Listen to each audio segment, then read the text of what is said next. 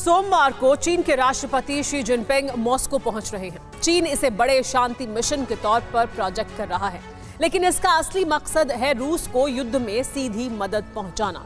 TV9 Bharatvarsh को ऐसे सबूत मिले हैं जो बता रहे हैं कि बीते साल से ही चीन रूस की मदद कर रहा है। कुछ दिन पहले अमेरिका ने चिंता जताई थी कि चीन रूस को हथियार देने पर विचार कर रहा है, लेकिन सच ये है कि चीन के हथियार युद्ध में पहुंच चुके हैं। उनसे यूक्रेनी फौज पर बारूद बरसाया जा रहा है। पुतिन ने अपना एंटी अमेरिका खेमा तैयार कर लिया है और हैरत की बात यह है कि इस खेमे में नेटो मेंबर तुर्की भी साथ दे रहा है। चीन के कौन से हथियार यूक्रेन पहुंचे, तुर्की का डबल गेम क्या है और क्या है पुतिन की रणनीति, देखिए ये रिपोर्ट। 13 महीने से युद्ध चल रहा है, दिन रात बारूद बरस रहा है। यूक्रेन को 30 से ज्यादा देश हथियार दे रहे हैं, लेकिन ना यूक्रेन रूस के कब्जे से अपना इलाका आजाद करा पाया, ना ही रूस के हथियार गोदाम खाली हो रहे हैं।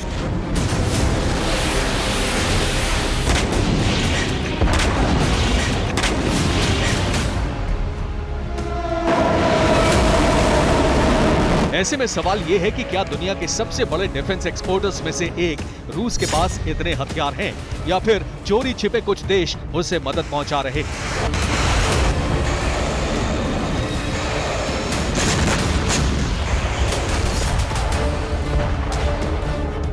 सच यही है कि रूस को भी हथियारों की मदद पहुंच रही है।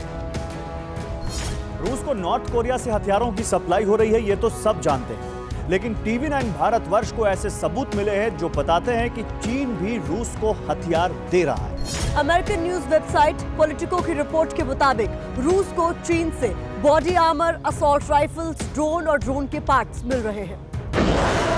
ड्रोन जंग में सबसे विनाशक भूमिका निभा रहे हैं और इनकी सप्लाई चीन से हो रही है। पॉलिटिको के मुताबिक कस्टम डेटा से जानकारी मिली है कि जून से लेकर दिसंबर 2022 तक चीन ने रूस को हथियार सप्लाई किए हैं। जून 2022 में चीन से रूस को 1000 असॉल्ट राइफल की सप्लाई की गई।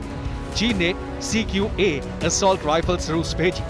चीन की सबसे बड़ी हथियार बनाने वाली कंपनियों में से एक north industries group corporation limited ने ये राइफल्स भेजी है। 2022 के अंत में रूस को ड्रोन से भरे 12 शिप भी भेजे गए। रूस इन ड्रोन्स का इस्तेमाल यूक्रेनी सेना पर बम बरसाने में कर रहा है। जमीन पर पड़ा ये मलबा रूसी फौज के ड्रोन का है।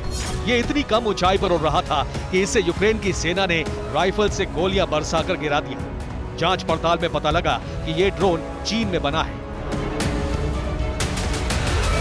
ध्वस्त किए गए इस ड्रोन में 20 किलो का बम लगा था, जिसे बाद में यूक्रेनी सेना ने डिफ्यूज कर दिया।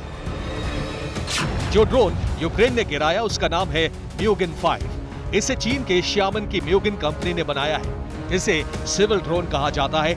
ये ड्रोन चीन से रूस को सप्लाई किए गए। इसके बाद इनको रूस में मॉडिफाई किया गया। रूस ने मॉडिफाई करके ड्रोन को मिलिट्री ड्रोन बनाया।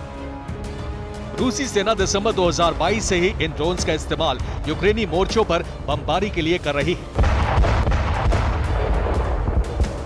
कस्टम डेटा से पॉलिटिको को जानकारी मिली है कि बीजिंग मॉस्को को बड़े स्तर पर, बड़े पैमाने पर हथियार बेच रहा है।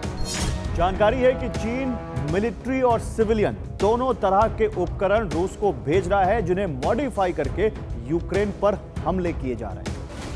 अमेरिका ने फरवरी में कहा था कि चीन की कंपनियां रूस को हथियार सप्लाई करने पर विचार कर रही हैं। लेकिन सच ये है कि अमेरिका जब इस खतरे के बारे में सोच रहा था, तब तक चीन के हथियार रूस पहुंच चुके थे।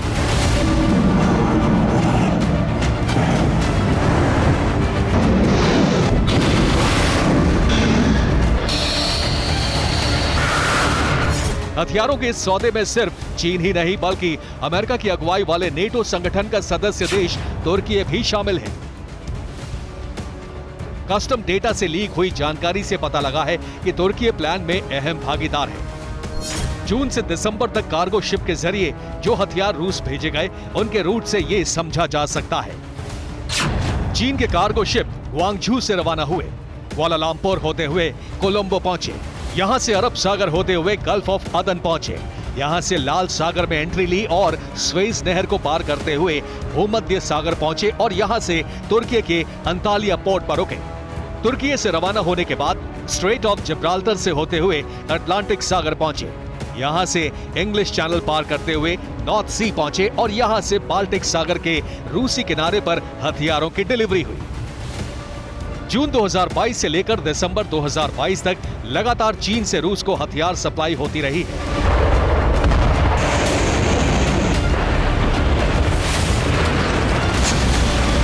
इसका सीधा मतलब है कि तुर्की भले ही अमेरिका का मददगार बने, लेकिन वो साथ रूस का भी दे रहा है।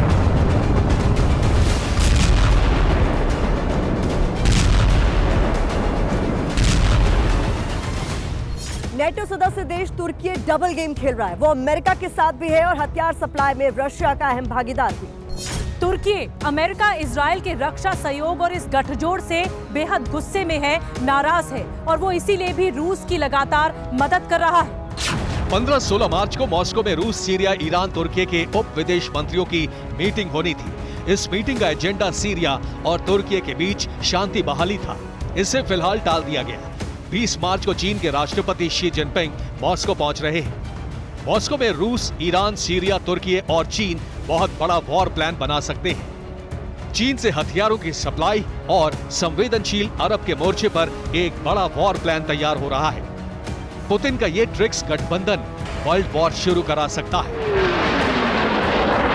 Bureau report, TV9 Bharatvarsh.